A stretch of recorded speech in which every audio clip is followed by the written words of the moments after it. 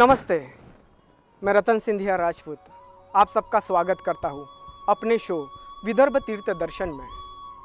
जो संतान को सब कुछ दे के भी बदले में कुछ ना चाहे वो माँ है।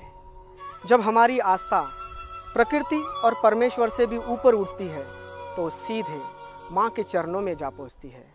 उस माँ के जिस माँ ने अपने एक छोटे से अंश से ये समूची सृष्टि रच डाली, उस माँ का विशाल रूप क्या होगा ये सिर्फ कल्पना ही की जा सकती है। हमारी कल्पनाएं तब साकार हो उठती है जब हमें आई भवानी के दर्शन हो जाते हैं। कहते हैं नागपुर के कण कण में आई भवानी का वास है।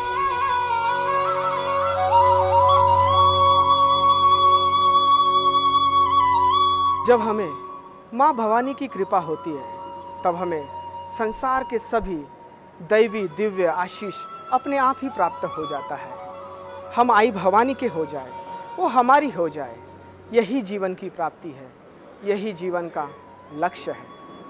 आई भवानी के आशीर्वाद से हमें बिना मांगे ही मिल जाता है, जिसकी ममता ही हमारे जीवन की शक्ति है। ऐसे माँ को हम अपने अंदर फैला उजाला देने के अलावा और क्या दे सकते हैं। कहते हैं ये माँ का वो रूप है जो भगवान परशुराम अपनी माता रेणुका की आराधना करते थे। ऋषि जमदग्नि और रेणुका के 3 पुत्र थे। उनके 3 पुत्र में से भार्गव राम ने भगवान शिव शंकर की तपस्या की। उनकी तपस्या से प्रसन्न होकर भगवान शिव अर्थात भोलेनाथ ने उन्हें एक परशु नामक शस्त्र प्रदान किया और उन्हें कीर्ति का आशीर्वाद भी दिया। जब ये बात उनके पिता ऋषि जमदग्नि को पता चली, ऋषि जमदग्नि को आनंद प्राप्त हुआ। उनके पुत्र ने भार्गव राम ने वो कार्य किया, समस्त ऋषियों के अस्तित्व को जिंदा रखने के लिए और एक दीपक लगाया था। शिव तो वो है जो समस्त सृष्टि के स्वामी है, जो कृपा निदान है, वो भोले हैं, वो देता संपूर्ण करता है। वो शिव से शंकर है और शंकर से देवादिदेव महादेव है। उनकी कृपा यानी जन्म जन्मांतर की कृपा, उस अर्धनारीश्वर की शक्ति की कृपा जो माँ भवानी में विराजमान है। माँ भवानी की कृपा फिर जीवन की प्राप्ति हो जाती है। माँ के ऋण को माँ के चरणों में रखना। माता रेणुका ने अपने पुत्र भार्गव राम के हाथ में परशु देख के परशु से ही कीर्ति करने का आशीर्वाद दिया, परशुराम होने का आशीर्वाद दिया। उसी परशु से भार्गव राम ने अपने पिता ऋषि जगदम्नि के आज्ञा के पालन हेतु, सत्य के दर्शन हेतु, सत्य जो सत्यता के निर्माण हेतु, सत्य जो शाश्वत है, उसके लिए अपने माता रेणुका की गर्दन एक ही परशु के वार से धड़ से अलग कर दी। यह सृष्टि की वो घटना है जिसका वर्णन, जिसका व्याख्यान होता है। आज भी मनुष्य इस दैवी घटना के प्रश्न के उत्तर को ढूंढ रहा है।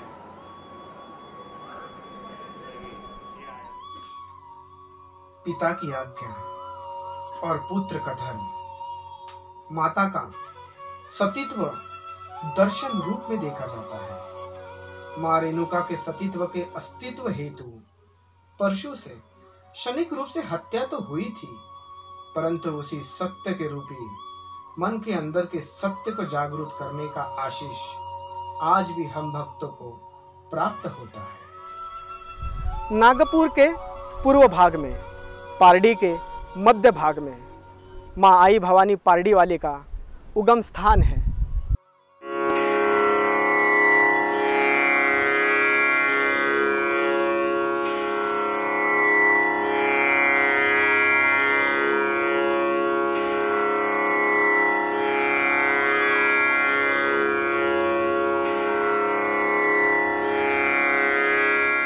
कई साल पहले जब साधनों का अभाव हुआ करता था, तब लोग अपनी यात्रा पैदल ही सफल किया करते थे। जहाँ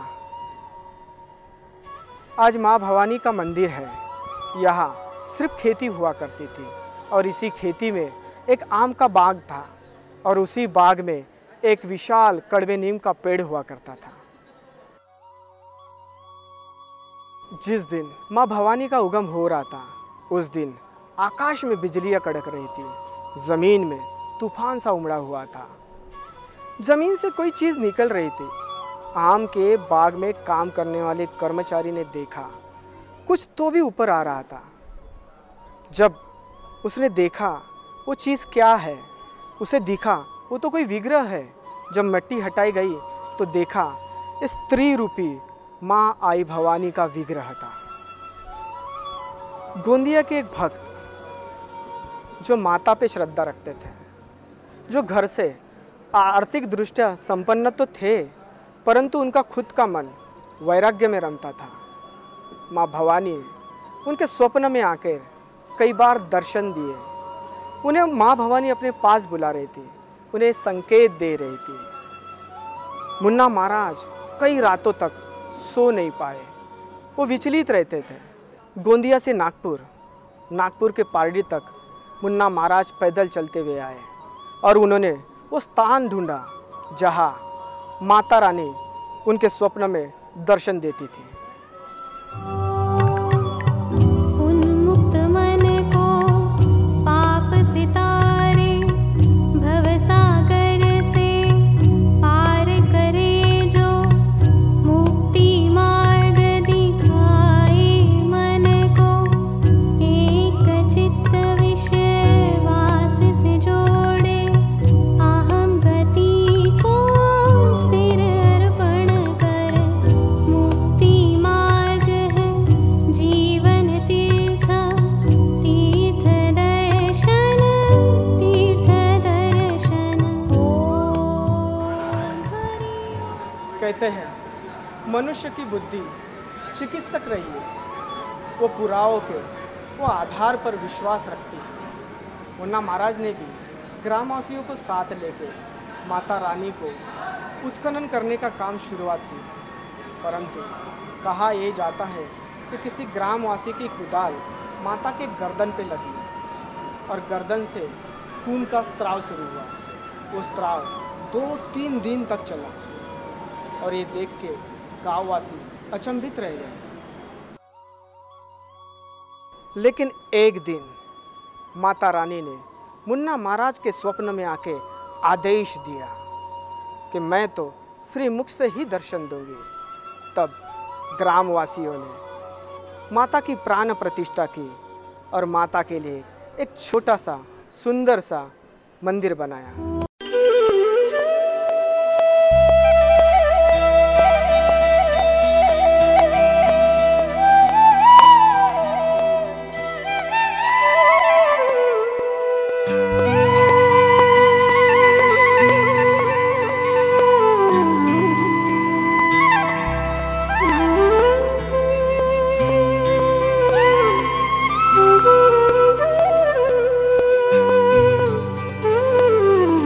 फूल धुर पर्वत नदियाँ, स्थिर वन का दर्शन जीवन, दर्शन ही आत्मा का संगम, संगम मुक्ति, विश्वास ही मुक्ति, विश्वास परमात्मा का ही अनुभव, तीर्थ दर्शन, तीर्थ दर्शन, तीर्थ दर्शन, तीर्थ दर्शन। माँ आई भवानी स्वयंभू है, जहाँ सूरज की तरह चमकता है आई भवानी का तेज। माँ की माँ की ममता का प्रेम बरसता है भवानी से। कहते हैं माता आई भवानी ग्राम देवता है तो कई कुलों की कुल देवता भी है आई भवानी। नागपुर के कण कण में आस्था का दीपक प्रज्वलित करके भक्तों की दायिनी है माँ आई भवानी।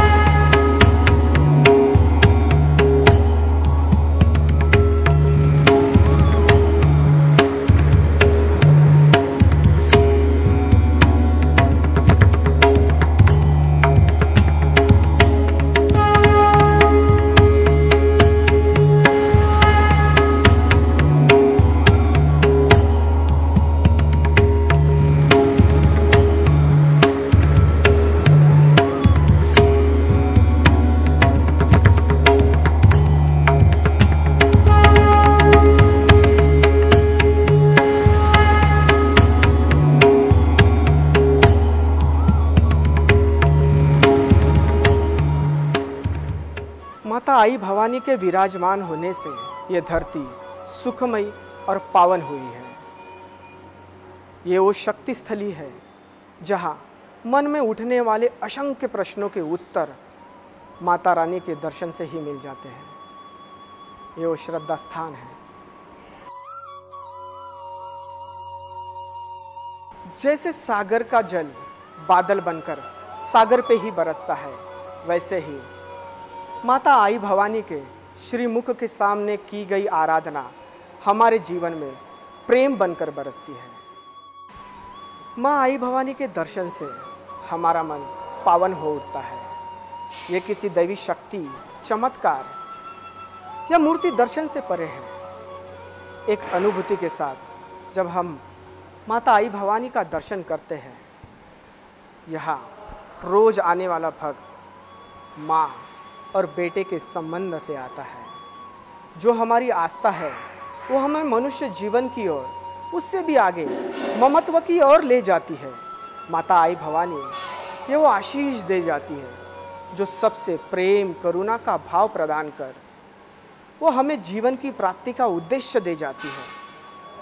वो हमें सर्व जीवों की मंगल कार्य करने का आशीर्वाद दे जाती है। शास्त्रों और पुराणों के अनुसार पूरे वर्ष में 4 बार नवरात्रि मनाई जाती है। पौष, चैत्र, आषाढ़ और अश्विन मासीय, इन 4 मास में देवी माँ की क्षेत्रीय, प्रांतीय और लौकिक परंपरा के अनुसार उपासना की जाती है। इनमें शारदीय नवरात्रि अत्यंत लोकप्रिय है, जिनमें नवग्रह और देवी के 9 रूपों की, 9 स्वरूपों की पूजा होती है। नवरात्र में यहाँ माँ के दर्शन हेतु भक्तों की भीड़ उमड़ पड़ती है। तो कोई अपनी मनोकामना, जिसे मराठी में नवस भी कहा जाता है, उसके पूर्ति के लिए आता है। तो कोई अपना ऋण चुकाने के लिए माँ के सामने नतमस्तक हो जाता है। तो कोई अपने आप को ढूंढने के लिए आता है। ये विश्वास है, जो सच्चे मन से माँ के दर्शन करता है उसे मन चाहा फल मिलता है। सन 1982 में गांव के युवकों ने एकत्रित आकर श्री माता भवानी का छोटा सा मंदिर बनाया और एक संस्था का निर्माण किया गया। श्री माता भवानी सेवा समिति के नाम से आज भी प्रचलित है।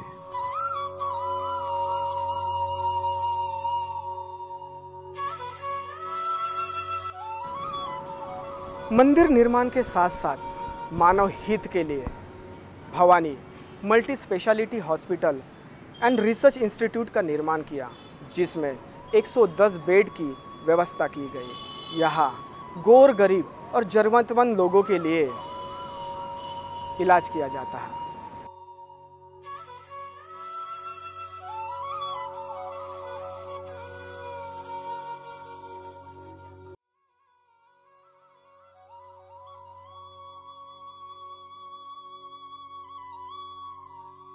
ये हमारा जो हॉस्पिटल है ये माँ भवानी की कृपा से बना, उन्हीं की कृपा से बनाया गया है।